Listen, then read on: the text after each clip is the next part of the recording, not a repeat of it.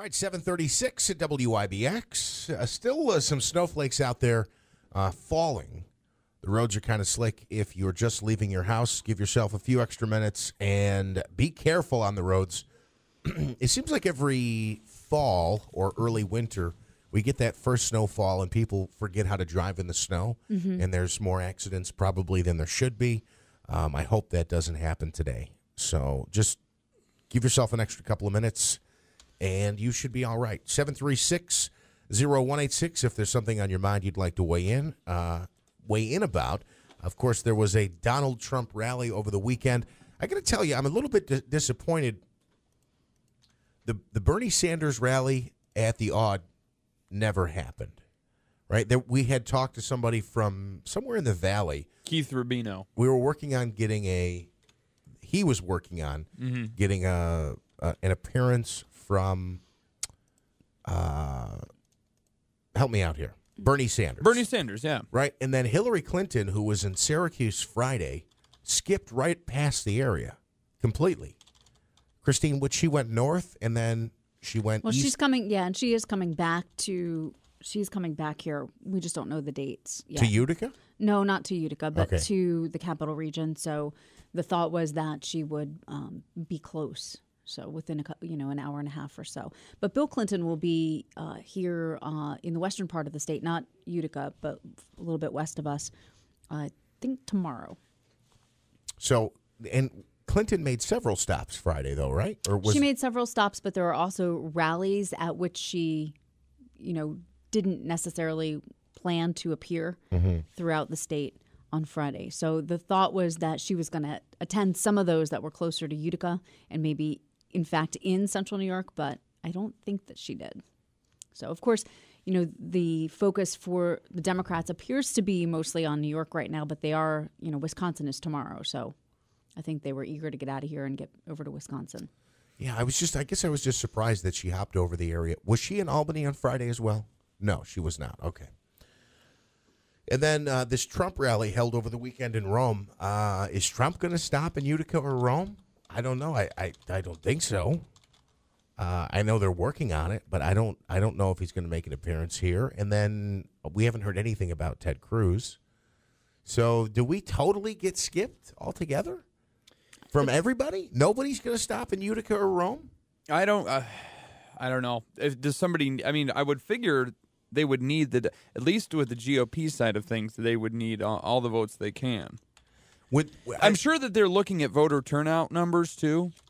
We don't have the strongest number of people coming out to vote in a lot of our elections, so that may have something to do with it. Well, I guess I don't know what the national. I don't know what it is comparatively to other areas of New York, but yeah, it seems there's some strategy to it, and we're not at all appealing. With everything going on with redevelopment in Utica and Nano, you would think one of these candidates would try to come in and try to steal some of the credit for it, right?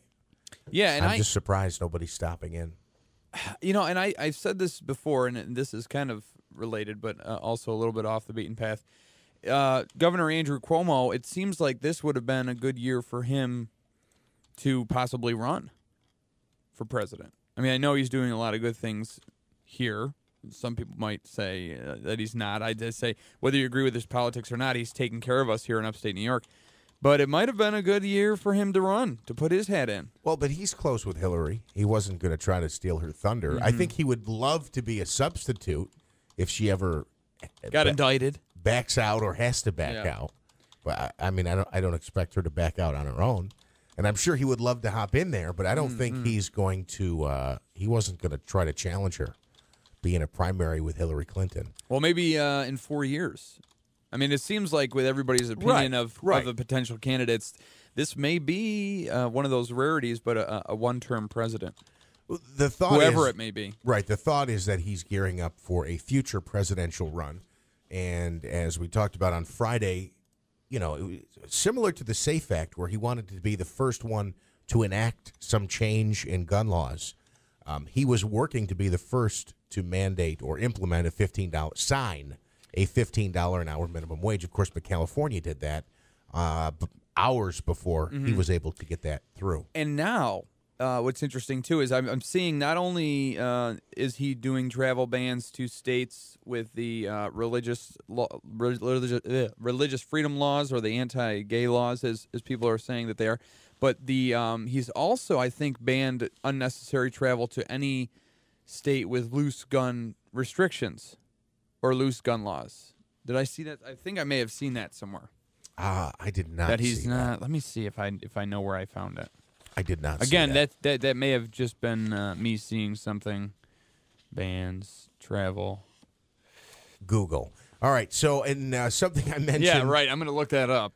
Those are Andrew's search terms right there. Something I mentioned earlier this morning. I was asking the question, and I've settled on it now. I was asking the question. Of course, the Syracuse men were eliminated on Saturday night. A great season for the men and the women. Trevor Cooney and Michael Benege, both seniors, so now they are done with Syracuse. However, next Thursday, April 14th, they will be participating in the annual Citroen wheelchair basketball game. They are two of the celebrities participating. Trevor Cooney, Michael Benege from this Syracuse Orange team, which had an incredible run. And Trevor Cooney, I believe the only Syracuse men's basketball player to be in two Final Fours. Syracuse has been to two Final Fours in the past 4 years. So now the women yesterday take care of Washington. So for the first time ever, the Syracuse women are in the national championship game. And unfortunately for them, they're going up against just a complete juggernaut, being the UConn Huskies women's basketball program. Since the year 2000, the women at UConn have won 9 national championships. They'll have an opportunity for a 10th tomorrow. I had asked the question, Brianna Stewart is really their star player, and she's from Cicero North Syracuse High School.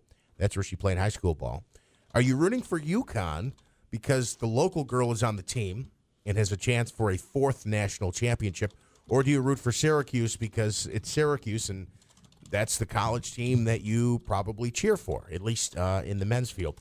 So I was asking the question if you should root for UConn. I've actually decided I've got to root for Syracuse because the Syracuse basketball team has 2 ladies who are also from Syracuse.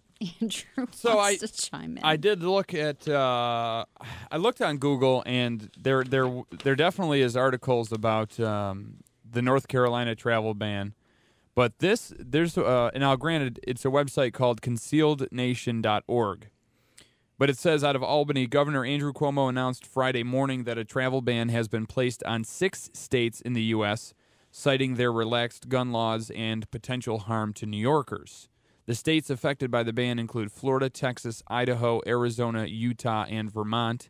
The number is expected to grow as the governor's office continues to review gun laws across the country to see which states would be a danger to visitors. And he goes in to talk about how in states like Florida, and this is quoting the governor from a news report on Friday, that many of the states, including Florida, who have no magazine clip capacity limit, he gave an example of, and I quote, if you're at the beach on vacation with your family, you can have someone walking around on that same beach who is concealing 6 or 7 100-round drums for his Glock.